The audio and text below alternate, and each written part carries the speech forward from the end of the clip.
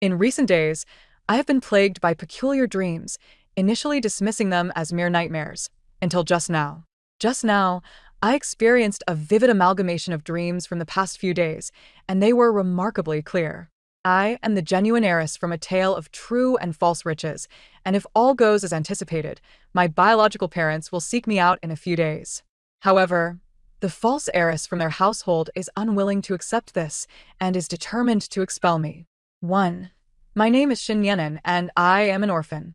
I grew up in an orphanage, and with the support of the institution and the government, I successfully enrolled in university.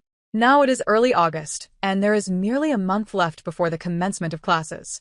After the college entrance examinations, I sought a summer job, and the director allowed me to stay at the orphanage throughout the summer, so I do not need to rent accommodation. Just yesterday, as I returned to the orphanage after work, I was informed that someone was awaiting my arrival, my biological parents. Seated in the car, I finally grasped the reality that my dream might be coming true. Nyenin, you're going home. Are you happy? The woman beside me in the back seat spoke. I replied curtly, my expression devoid of emotion. In truth, I was far from elated. The thoughts of what might transpire next, as envisioned in my dreams, left me anything but joyful. Perhaps every girl has fantasized about suddenly becoming a princess. Yet, I had long outgrown such daydreams. Children from impoverished backgrounds mature quickly, and I lacked even the parents who raised me. The year spent juggling education and work had left no room for idle fantasies. Thus, the sudden transition into the life of a wealthy child felt surreal rather than joyous. Silence enveloped the car for a spell. Nyenin, you have an older brother and sister waiting for you at home. Although you and your sister were switched at birth, she has lived with us for 18 years. She continued. I understood. She was indeed the daughter they had nurtured for 18 years, and their bond was profound. I maintained my impassive demeanor and replied, I comprehend. But if she was switched, how do you know she is my sister? Is it not a common tendency for parents to favor the younger child? Hence, she is the sister, and I am the elder. She momentarily faltered before continuing. There are records from the hospital. Your sister is merely a few minutes younger than you. Rest assured, I have no intention of competing with her for your affection. After the semester begins, I will reside at the university, I assured her. The trials I had faced over the years had honed my emotional intelligence. I understood many things. While it is often said that the weeping child receives sweets, sometimes it is the overly sensible child who elicits greater sympathy. No, that is not what I meant, she stammered. Whatever the meaning, I do not care. I have long ceased to yearn for familial affection, nor do you need to make any efforts to compensate for my absence, I interjected, cutting off my adoptive mother. Let us not dwell on this. Once we return home, your brother will shower you with love alongside your parents, she said with a smile. I replied. However, that is not certain. In my dreams, my dear brother consistently stood by his precious sister. 2. Sister, our parents have finally brought you home. Upon our return, Shun Jilua rushed towards us with a beaming smile. Anyone witnessing her exuberance would perceive her genuine happiness. Although I had indeed dreamt of this moment, I remained cautious around her. I had grown wary of the world long ago. So, this must be my sister. She is truly beautiful. Evidently a princess nurtured in a greenhouse, I remarked with a smile upon seeing her. For a moment, Shun Jilua's smile faltered. My adoptive parents, recalling the life I had endured, felt an even deeper guilt. Sister, you are quite beautiful as well. Ji Yuan chimed in as my adoptive mother introduced us. Nyenin. This is your brother, Shen Ji Yuan, and this is your sister, Shen Yenin. Nyenin. Brother. We exchanged greetings. At dinner, the atmosphere was festive. How wonderful! Sister has returned. I wonder what her favorite dishes are. These are Aunt Wang's specialties, and I hope she enjoys them. Rest assured, during my time at the orphanage, I could eat anything that would fill my belly. I have often subsisted on mere steamed buns throughout my school days. This feast feels like a grand banquet to me. I casually replied, feigning nonchalance, as if my past life held no weight. In truth, I had moved beyond it. It was all behind me. Yet my adoptive parents, clearly affected by my words, felt even more remorseful. Nyenin, now that you are home, your parents will ensure you live a good life. My adoptive mother assured me. The faux heiress gripped her chopsticks tightly, a silent exertion of effort. For the entire month, I had been avoiding Shinjilua, unwilling to engage in any conflict. I was now wealthy and preoccupied. The next day, my adoptive father presented me with a card containing 1 million. Since it was given, I would not hold back. I took the card and indulged in a shopping spree. The faux heiress had initially intended to accompany me, but I declined her offer, wary of her ulterior motives. Mother, I merely wish to keep sister company. She must feel so lonely alone, Shinjilua said following my refusal, her tone dripping with subtle insinuations. Lulu just wants to be with you. What are you doing? My adoptive brother, Ji Yuan, interjected, arriving with uncanny speed. Mother, I have always done everything alone. And I am accustomed to it. Besides, is it illegal for me to prefer solitude? I retorted, addressing my adoptive mother directly. My adoptive parents still harbored some guilt towards me, making them more responsive to my words. I did not mind confronting Shinjilua. After all, I intended to leave this household once school commenced. With 1 million in my possession and the assurance of further financial support from my adoptive parents upon the start of the semester, I planned to deposit this money into my own account, ensuring I would not lack for funds while living independently. Soon, with only about a week left until school began, my adoptive parents sought opportunities to host a formal reunion to acknowledge my return. However, I was unwilling, knowing that the deeper the entanglement, the harder it would be to extricate myself from this family. During dinner, my adoptive mother proposed, with the new semester approaching, why don't we hold a graduation banquet to announce Nyenen's identity? No, let it be. If you wish to celebrate Shinjilua, I have no objections, but I shall not attend. I possess little interest in titles or identities. All I desired was monetary support. Is my sister still upset with me? Shinjilua interjected with her usual insincerity. No. Nyenen, you are our biological child. It was only a matter of time before this was revealed, my adoptive father added. There is truly no need. I find it unnecessary. If you genuinely wish for others to know, our acquaintances will surely be informed. As for those who are strangers, we need not concern ourselves with them. So, my sister is still angered by me? Please do not let me affect your relationship with our parents, she continued, eliciting an eye roll from me. Enough, be quiet. If I were to change my mind, I doubt you would be pleased. Stop seeking validation here. Upon hearing my words, the insipid green tea princess's eyes reddened. Shen Nyenen, do not go too far. Her overly protective brother could no longer contain himself. You are the one who should not overstep. Do you have any idea of the life I endured in the orphanage? When I was starving with nothing to eat and enduring winter wrapped in blankets, what were you doing? My adoptive brother fell silent. Moreover, I have no interest in the machinations of your affluent world. I have faced numerous challenges since childhood. I began distributing flyers and selling milk and flowers when I was barely the height of this table. Over the years, I have worked as a restaurant server, a supermarket promoter, a delivery person, and a cleaner. What have I not done? In these 18 years, I have encountered all manner of people, and I see through your little schemes. My adoptive parents and brother were momentarily taken aback by my outburst. I had no ulterior motives. I simply wished for them to provide me with more financial support, ideally, to purchase a house near my school, and if that proved impossible, at least to give me enough money to buy one myself. In the following days, driven by their guilt, my adoptive mother took me on shopping sprees. I offered no resistance, as I needed to prepare for school and required many essential items. Thanks to their remorse, by the day before school commenced, my assets had nearly reached 2 million. I must admit, I have truly fallen for these frugal parents of mine. Although they do not express much affection towards me, merely driven by a sense of guilt, I find myself unconcerned with such trivialities. After all, what is love without the means to indulge in wealth? Ha! One evening, I approached my inexpensive parents, hesitating and unsure of how to begin the conversation.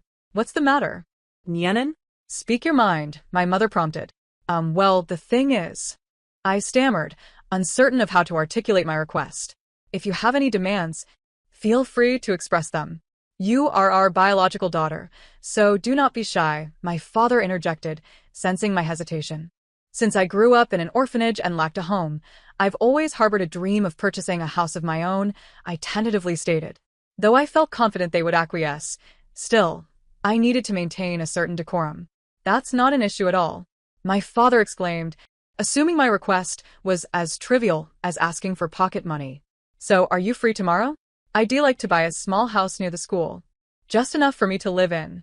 Even if we are busy, it's fine. I can stay at school for now. Of course, we are available. The following day, our family accompanied me to register at the university in City B. Although my frugal brother was initially reluctant, he ultimately complied under the pressure of our parents. As for Shin Ji-lu, she would undoubtedly follow suit to maintain appearances.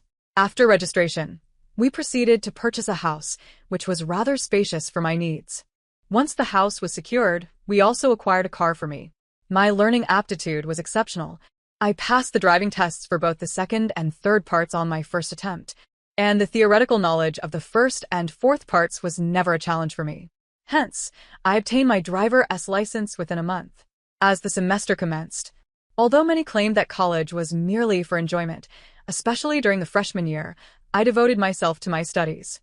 Nevertheless, I allowed myself occasional outings on weekends for a balance of work and play. He. My relationships with my roommates were quite amicable. Everyone was pleasant, and there were no troublesome personalities among us. We would often dine out together on weekends. During weekends, I returned to my cozy abode, and during the holidays, we would venture out of the province together for some fun. Before long, the semester was drawing to a close. I had studied diligently throughout the term, and the final exams posed no threat of failure for me, unlike my 3 roommates, who faced considerable challenges. Thus, I devoted the last week to frantically tutoring them. As the break approached, my mother called to inquire about my summer vacation plans, and when I would return home, I informed her that I did not intend to come back, as I had no desire to engage in a battle of wits with the insufferable green tea and her brother. Although this meant conceding to Shin Ji-lu, I reveled in the freedom of receiving 30,000 yuan monthly from my father and living independently. During the first week of summer vacation, I luxuriated in my little haven, relishing in the blissful solitude. After a week of this delightful existence, my mother called again. Nian, and the summer break lasts 2 months. Are you truly not planning to return home? Mom, I'm doing quite well on my own out here. I intend to find a small company for an internship soon, so I want to be coming back. Our family's company offers internship opportunities as well. Mom, without me, the household has likely been quite comfortable these past few months. Hasn't it? I replied evasively. Don't think that way. You are our biological daughter, and we all wish for your return. Though I did not state it outright. My mother, having navigated the upper echelons of society, quickly discerned my underlying sentiment. Mom, upon my return, both Shin Ji-lu and Shin Ji-yuan will undoubtedly be displeased. My parents will fret over the discord between the children, and I too live cautiously at home, which brings me no joy. Since no one is happy, I prefer to reside outside. I did not intend to evoke guilt. I merely spoke the truth. There's nothing insurmountable within a family. You've only spent a short time with Ji-lu and Ji-yuan. Over time, things will improve. Mom. You know well that Ji-yuan only has one sister in his heart, and it is not me. Each day spent at home with Shin Ji-lu reminds me of the 18 years I endured, and I reflect on the life I could have led, one akin to a princess, without the constant struggle for money. Let us leave it at that. I do not wish to return. I do not want to see your son and daughter. You and Dad have both children now, so you need not concern yourselves with my well-being outside, I concluded, directly communicating that as long as Shin Ji-lu remained at home, I had no intention of returning. A few days later, I indeed sought out a company for an internship. Although I was merely a freshman with limited specialized knowledge, the meager stipend offered to interns was hardly worthwhile. Thus, I considered myself a form of cheap labor, and they would be foolish not to hire me. I arrived at a small company where the owner was an undergraduate student himself, which astonished me. 2 weeks later, I began to wonder if it was merely my imagination. But I felt as though this young boss was constantly watching me. Could it be that I had erred in my work? Surely not. As an intern, I was hardly involved in any significant tasks. One day, as I was about to leave, he stopped me. Would you like to have dinner together? It was just the end of the workday, and everyone was preparing to leave. Upon hearing the commotion, the rest of the young staff immediately became nosy. The company was filled with youthful exuberance. Some were co-founders alongside the young boss, while others were new recruits, all of whom were quite young. With me being the sole intern. I hesitated, unsure whether to agree or decline, and lacking a reason for refusal. I found myself being led away by him. As we walked, I could hear the whispers behind us. What did this mean? Did he fancy me? Once we entered the elevator, I broke free from his grasp. Boss, what is the meaning of this? I asked, having only just freed myself to avoid any entanglement within the company. Nothing much, I merely wish to dine with you, he replied, leaning closer. Help. I had always known my boss was quite handsome, but seeing him up close, he was even more striking. Was there something he needed to discuss with me? Remain calm. Remain calm. Do not overthink it. Perhaps he simply had business to discuss. Not at all. What do you enjoy eating? I am not picky. After saying this, I closed my eyes in frustration. Nien En, how could you have inadvertently agreed to dine with him? Noticing my distress, he chuckled lightly. Then I will take you to a place I find delightful. I believe you will enjoy it as well. Well, since it had come to this, what did it matter? It was merely a meal. He was handsome, after all, so I had nothing to lose. The company was located in a towering building on the 27th floor. And upon exiting the elevator, we headed straight for the parking lot. In the ensuing 2 weeks, the young boss consistently brought me breakfast. Initially, I had told him I had already eaten, yet he still insisted on offering it to me. Beyond that, he frequently invited me out for dinner after work. Although I had breakfast elsewhere, I did not want to waste what he provided, so I saved it for snacking during work hours. As days passed, he continued to bring me breakfast, leading me to forego my own in favor of his offerings. Although I claimed this, I still kept 2 packets of bread in my bag, just in case he failed to bring me food one day. Today, after work, he once again urged me to join him for dinner. During the meal, I stammered, boss, at a loss for words. I pondered whether I should directly inquire if he had feelings for me. What if I couldn't even ask? Are you wondering why I bring you breakfast and take you out to dinner? I nodded in response. Because I have a fondness for you. I worry about your well-being and whether you might go hungry. What? I was utterly taken aback. Our company is not a charitable organization. Interns are often inexperienced, and we've already imparted a great deal of knowledge to them. Unlike other companies that do not offer any remuneration, our stipend of 1,500 is considered quite generous, though it may barely suffice for meals. Hence, I bring you breakfast every day, knowing you have lunch sorted, and I'll take you out for dinner after work. The little boss elucidated his recent peculiar behavior. So, is everything you do truly out of affection for me? It turns out I wasn't merely indulging in my own fantasies. Please, refrain from addressing me as boss all the time. I am Jiang Xinghan. Very well, Jiang boss. How am I to change my manner of address so suddenly? He chuckled softly, saying, let it be Jiang boss. We have plenty of time ahead. By the way, I also attend H University. What? We are fellow students. I was astonished. What a remarkable coincidence. Boss, don't you attend classes? When was the company established? This establishment hardly seems like a recent venture. Last year, during my junior year, I found myself with idle time at school, so I decided to dabble in entrepreneurship. And here we are now. So, you're in your senior year? Jiang Xinghan nodded. Boss, did you know me before? I feel that should not be the case. No. He shook his head. Then how did you suddenly develop feelings for me? I didn't voice my thoughts aloud. In truth, it was rather simple. I noticed you during the interview. Perhaps it was some sort of affinity. Since then, I've been observing you from afar. Such feelings are involuntary. I cannot explain why I became fond of you. He smiled as he spoke. After that, I offered him no response. To me, he was merely a superior I had yet to know well, hardly a friend. What normal person would harbor feelings for their boss? Although he wasn't directly in charge of me, he was still a superior. Upon the conclusion of my month-long internship, I collected my wages and departed. I had no desire to squander 2 months solely on work. I had already endured enough fatigue, and now that I had some money, it was time to relish life. After resting at home for 2 days, I purchased a high-speed train ticket, preparing to venture to another province. The notion of embarking on a spontaneous solo trip was exhilarating. While on the train, the little boss called me via video, and upon seeing me aboard, he inquired about my destination. I informed him I was heading to K-City. Subsequently, he began messaging me whenever he had a moment, confirming my availability and calling me via video. 2 days later, I returned to B-City. In the following days, Jiang Xinghan contacted me daily, calling and inviting me out for meals. I never disclosed that I lived alone in B-City. He likely respected my privacy and refrained from prying into my personal life, just as I did not inquire about his. As the new year approached, my mother called, saying, Nien, and the new year is approaching. When will you return? You can't possibly avoid coming home for the holidays. I had forgotten how soon the new year was, and it was likely too late to secure a ticket.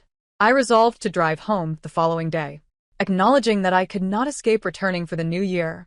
I agreed readily. Drive safely and remember to rest during your stops. Don't drive while fatigued. Not long after hanging up with my mother, Zhang Xinghan called again. What are you doing? He asked. Packing my things. I'm heading back to a city tomorrow, I replied, placing my phone aside while I continued to pack. Back to a city. Is that where your family is? Aren't you returning home for the winter break?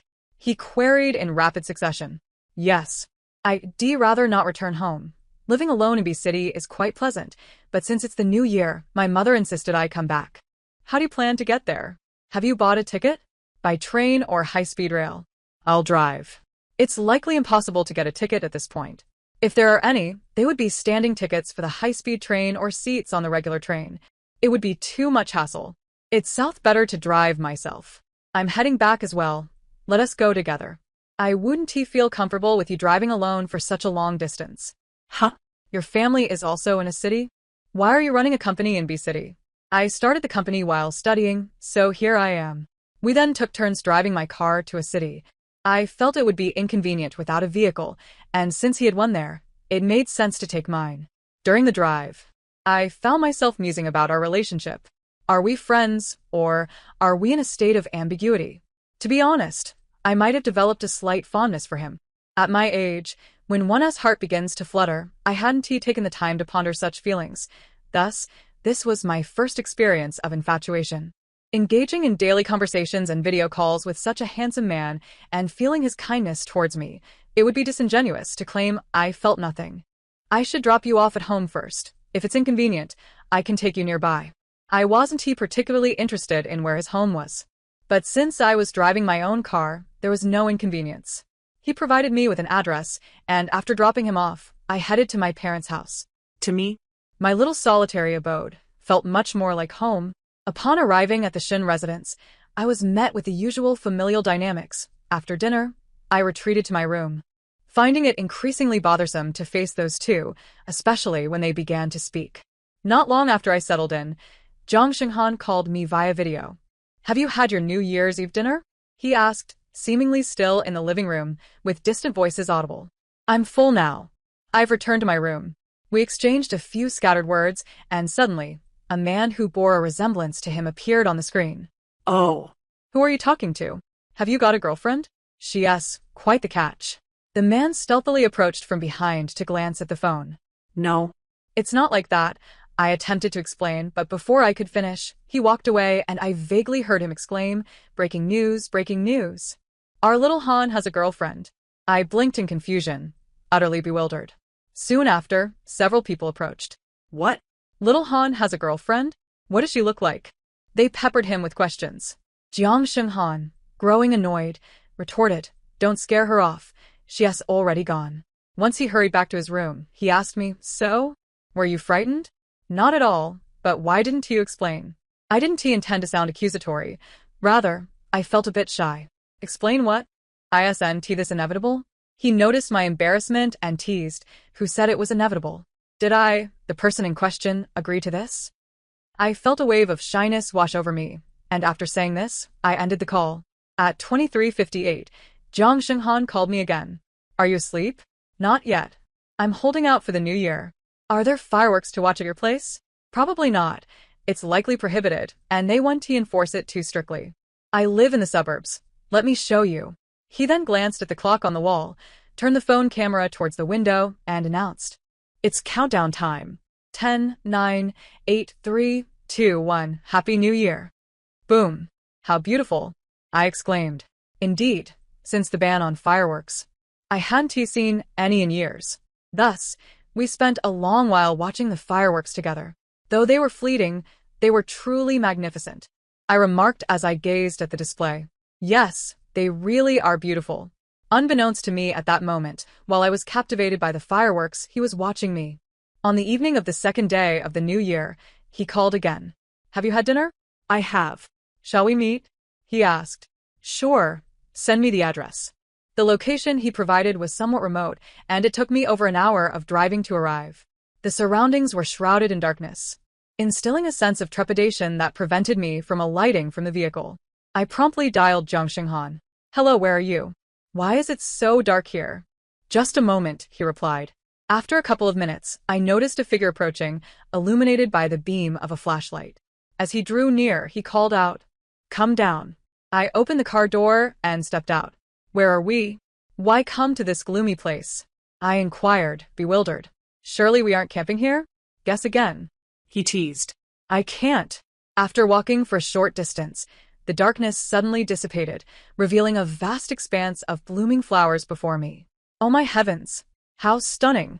How could there be such a magnificent flower sea here? The environment seems all wrong for it. I arranged for this. Isn't it beautiful? It really is breathtaking.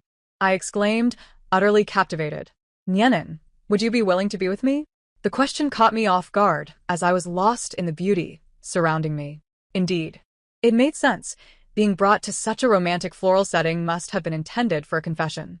How could I have overlooked that? I responded, realizing that I had developed feelings for him. Since I liked him, why hesitate? I readily agreed. He joyfully enveloped me in his arms and spun me around.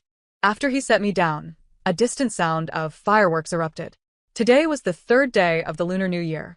While having breakfast, my parents mentioned that some guests would be visiting. Upon hearing this, I declared that I would remain in my room.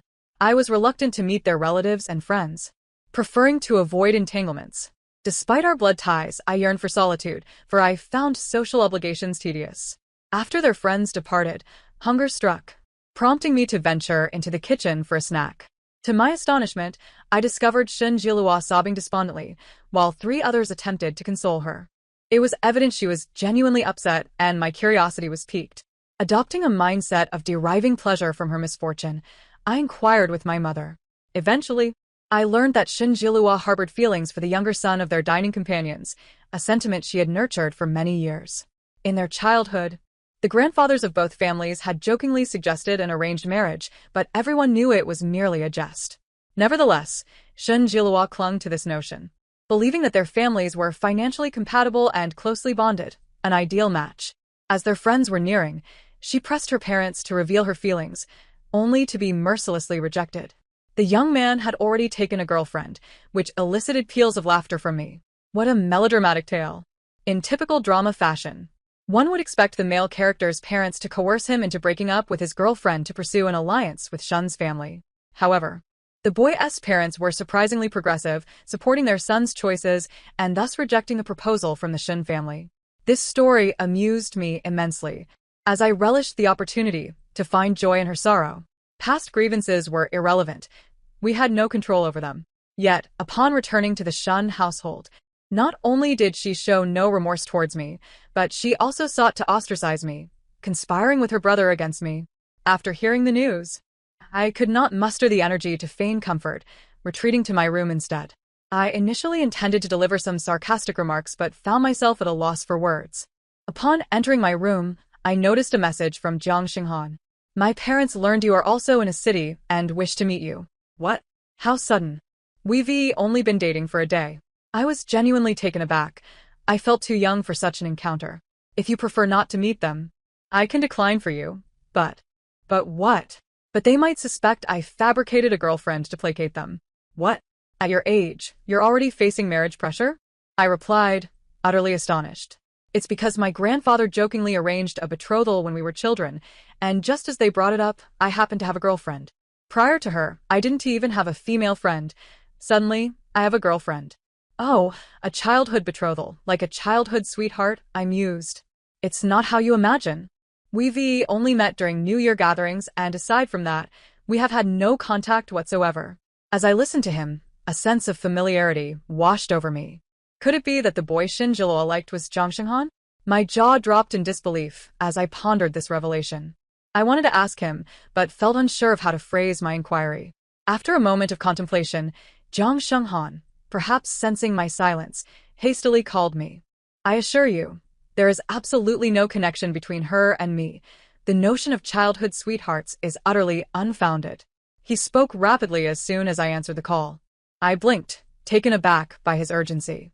Oh, You just rejected her and are now racing to clarify? Teased a woman's voice. Mom, please don't cause trouble. I shot a glare at the person on my left through the video call. All right, I won T-medal. But can I assist? I was baffled by her statement as another person appeared on the screen. Dear girl, rest assured, this lad is head over heels for you. I was worried he might have his heart set on someone else, but he has clearly developed feelings for you. You need not worry. I chuckled awkwardly and managed to stammer, hello, Auntie. After hastily ending the call, I found myself consumed by uncertainty. Could they truly be who I thought they were? How coincidental. I could barely sit still, rushing to inquire with the housekeeper. To my astonishment, the intertwining of our lives was indeed dramatic. The Shun and Jiang families were both prominent, and should my relationship with Jiang Xinghan be discovered, my true identity would be unveiled, forcing me to acknowledge my status as a daughter of the Shun family. I relished my freedom and independence, wishing to remain detached from the affluent circles they inhabited. If I accepted my identity as a Shun, my parents would undoubtedly host a grand banquet to acknowledge me, not only out of love, but for their own prestige. The shame of having their genuine daughter living outside while a false daughter resided in their home would be insufferable, especially with the potential repercussions on their business. In this age of rapid information dissemination, public opinion could wield considerable influence. While hosting a banquet might not pose an issue, the aftermath certainly would. Just observing Shin Jila made it clear that being a socialite was no easy feat, although she seemed to enjoy it. I had no desire to lead such a life. All I longed for was a simple existence in my cozy abode, indulging in food and drink, perhaps working a modest job or running a small shop when boredom struck. However, my thoughts lingered on this matter, and when Jiang Xinghan called, my mind was elsewhere. He assumed I was upset over the childhood sweetheart situation. I had lingered long enough. It was time to leave a city and return to my sanctuary. Upon asking Jiang Xinghan, he agreed to accompany me. From that point forward, we engaged in a rather ordinary romantic relationship. Soon, summer vacation approached. I must say, this semester has been delightful. Although the first semester was enjoyable, this one felt even better with Jiang Xinghan by my side. However, Shen Jilua frequently sought him out, appearing every weekend. Each time she visited, I would hide away, leading Jiang Xinghan to believe I was sulking out of jealousy. His assumptions suited me just fine, sparing me the need for explanations. However, during that period, he expressed his intention to introduce me to her, his heart already dead to her, yet I was unwilling to comply. My refusal was likely articulated as follows. You have already mentioned that you have a girlfriend. She continues to cling to you. What purpose would my involvement serve?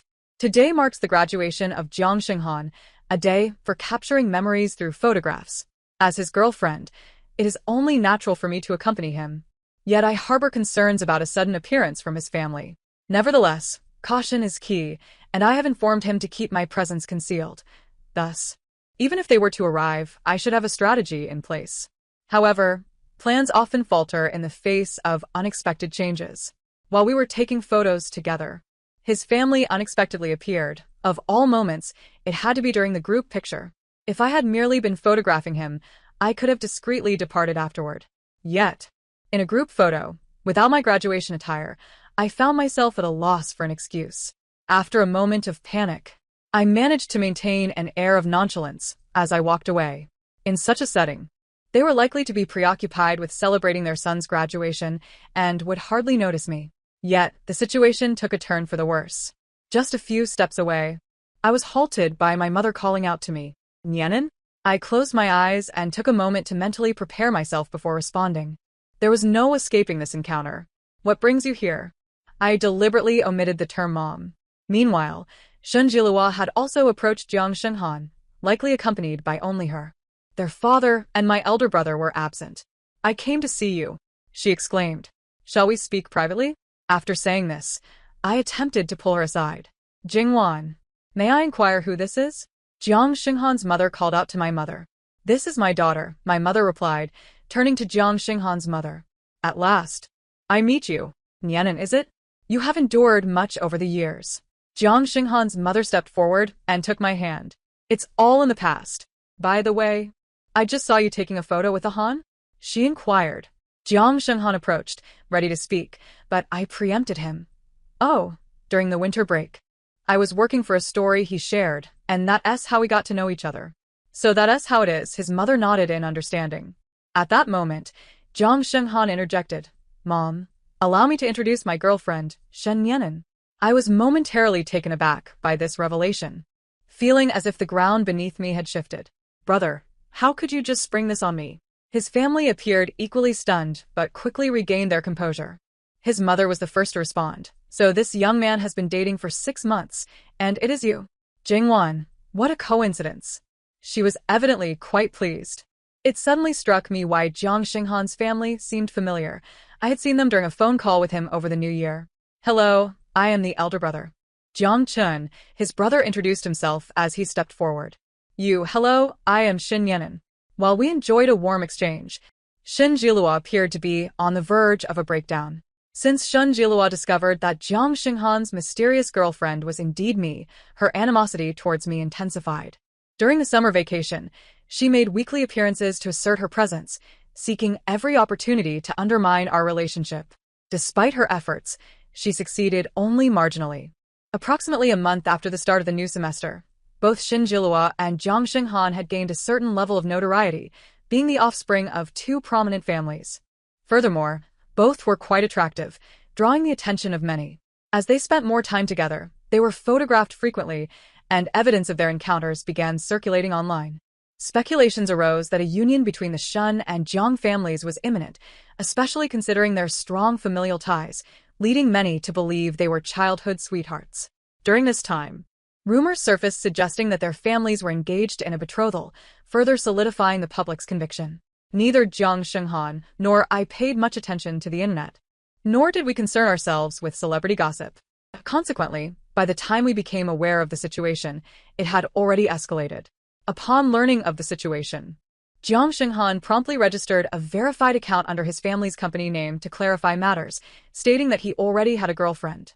For reasons unknown, someone unearthed the identity of his girlfriend as me, resulting in a torrent of online vitriol labeling me a homewrecker. Coincidentally, the school had just announced scholarship recipients, and I had made the list. This led to not only insults directed at me, but also at the school itself, questioning how someone of my character could be awarded a scholarship. Subsequently, the Jiang and Shen families used their influence to suppress the uproar, while Jiang Shenghan issued another post, clarifying that he had no relationship with Shen Jilua. Although they were familiar, he was not close to her at all, and he had been dating me for over 6 months. Once he disclosed that they had only begun being photographed together during the summer, many discerning netizens recognized the timeline. Yet, some continued to cling to the betrothal narrative. As the situation escalated, Jiang Shenghan's mother advised my parents to disclose my true identity. In truth, had my parents truly found the situation intolerable, they would have spoken out directly. However, they were considering Shen Jilua's feelings, particularly regarding my elder brother. Yet, when a close friend urged them to act, my parents consulted me, and I consented. Previously, I had wished to lead a tranquil life without drawing attention. But since I was being pushed, could I continue to endure the label of a homewrecker? After revealing my true identity, the public was abuzz with the spectacle of the true heiress. Isn't Shen Jilua Jiang Shenghan's childhood sweetheart? Now that the true heiress has returned, will she concede? I am from H University, and Shen Yanan clearly exhibits the traits of someone affluent, possessing both car and home. Though it's unclear if the property is rented or owned. How could she be so wealthy if she hadn't been recognized before university? Is it her choice to remain here, or are external forces preventing her return? The implications are unsettling. Soon, public opinion began to shift. Subsequently, Shen Jilua was exposed. The photographs of her with Jiang Shenghan were orchestrated by her own efforts, and she had manipulated the ensuing narrative. Unsurprisingly, it was Jiang Shenghan who orchestrated the revelations, ensuring the truth came to light. Ultimately, after Shen Jilua's reputation was irrevocably tarnished, both families began to harbor disdain for her, compelling her to leave the country. Meanwhile, Jiang Shenghan and I continued to enjoy a blissful relationship, eventually marrying. As for the Shen family, with the source of animosity gone, my elder brother's perception of me improved, and I would occasionally visit them when time permitted. The end of the narrative has arrived. I appreciate your attention, and I look forward to our next tale.